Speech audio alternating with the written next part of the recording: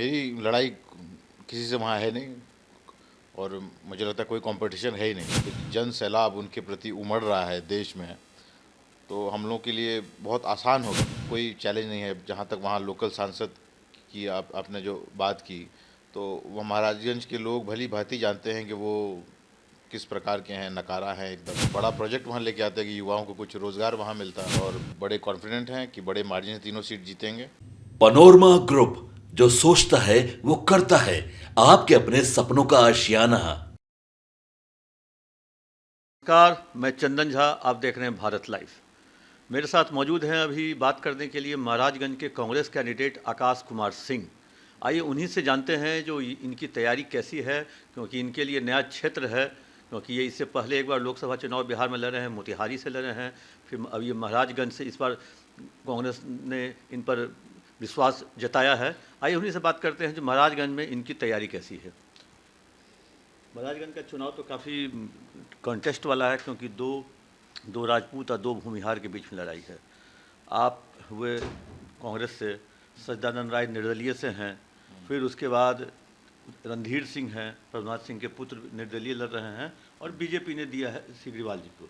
तो आपकी लड़ाई बहुत कांटे की है वहाँ। मेरी लड़ाई किसी से वहाँ है नहीं और मुझे लगता है कोई कंपटीशन है ही नहीं।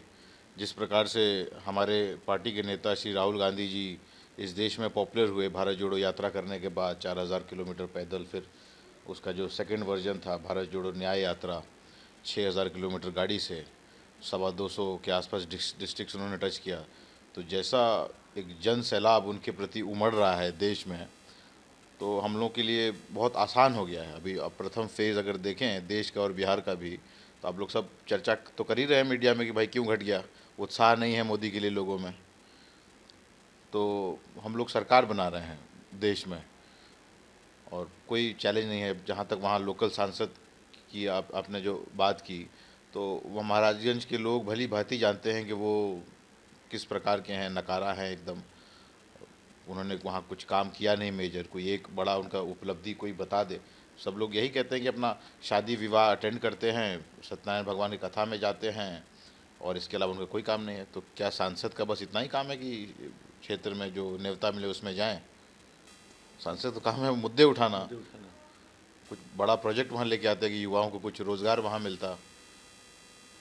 यही है। कल सेकंड फेज का चुनाव है, जिसमें कांग्रेस के 3 प्रत्याशी के भविष्य दांव पे हैं। कटिहार, किशनगंज, भागलपुर। आप एक कांग्रेस कैंडिडेट होने के नाते किस तरह से इन तीनों सीटों को देख रहे हैं, और इसमें कांग्रेस की क्या स्थिति रहेगी? नहीं, हम लोग तीनों सीटें जीत रहे हैं और बड़े कॉन्फिडेंट हैं कि बड़े मार्जिन से तीनों सीट जीतेंगे। किशनगंज तो पिछले बार भी जीते थे, कटिहार में थोड़े से ऐसे रह गए थे। वैसे वेव में भी अब तो वेव कांग्रेस और इंडिया की चल रही है। और भागलपुर में हम लोग उस सीट को माना जाता है कि अच्छा सीट नहीं है, लेकिन जिस प्रकार से अजीत शर्मा जी ने चुनाव लड़ा है, जो जैसे वो भागलपुर सिल्क इंडस्ट्री का फिर से उसको रिवाइव करने की बातें कर रहे हैं, और जैसा उनको जन समर्थन मिला है हर वर्ग का, तो सबसे उन्होंने एकदम वहाँ माहौल बदल दिया है। तो बड़े मार्जिन से हम लोग तीनों सीट वहाँ जीत रहे हैं, और साथ में जो और हमारी दो सीटें हैं, बांका हो या पूर्णिया, वो भी जीत रहे हैं। उस पर आरजेडी लड़ रही है। एक आरोप लगता है जो आप अपने पापा से टिकट ले लिए। पापा से कैसे हम टिकट ले लेंगे भाई? हमारे पापा कोई सोनिया गांधी जी तो है नहीं, ना खड़गे साहब हैं, ना राहुल गांधी हैं।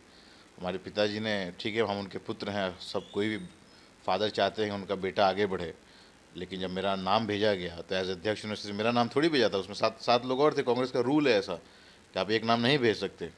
स्क्रीनिंग होती है, स्क्रीनिंग के बाद फिर सीसी में जाता है। सीसी में पहले तो स्क्रीनिंग में बहुत सारे लीडर्स बैठते हैं नेशनल कांग्रेस के, फिर सीसी के सदस्य वहाँ बैठते हैं, मिसेस गांधी होती हैं, खड़गे साहब होते हैं, और सारे सीनियर लीडर होते हैं। तो वहाँ पे उन लोगों ने हमें टिकट दिया। मैं आभार व्यक्त करता हूँ कांग्रेस के आला कमान को, सोनिया जी को, खड़गे साहब को, राहुल जी को। महाराजगंज सीट कहा जाता है जो बीजेपी का गढ़ है, और उस गढ़ को आप कैसे तोड़िएगा? अरे भाई, हमारे जो समर्थक वहाँ हैं उनके वोट से वो गढ़ बना हुआ था। अब मेरा जब हुआ अनाउंस, उसके बाद सब तो टूट गया उसी दिन, 2 घंटे में सब गड़बड़ सब टूट गया। अब जो हमारे लोगों कहाँ उनके साथ हैं, वो तो इधर हो गए ना। ऑलरेडी वहाँ आरजेडी की शक्ति है, उसमें हमारी शक्ति वहाँ जुड़ गई, प्लस भारत जोड़ो यात्रा, मोदी जी के खिलाफ जो इस देश की जनता हो गई है, बेरोज़गारी, महंगाई और तानाशाही के खिलाफ जो जनता हो गई है, तब कहाँ कुछ है वहाँ। बड़े मार्जिन से जीत रहे हैं। हमको लगता है 2-3 हज़ार तो खाली फ़ोन हमको आ गया है। अभी 27 तारीख को हम वहाँ जा रहे हैं, पंडित जी ने शुभ डेट उस दिन दिया है, रोड शो है, पहला तरैया की तरफ से घुसेंगे। तो अभी तो हम वहाँ गए नहीं हैं। मतलब मुझे लगता है घर पे, मुझे लगता है 2 दिन में 1000 लोग हमसे मिल लिए, 3-4 हज़ार लोग फ़ोन पे बात कर लिए।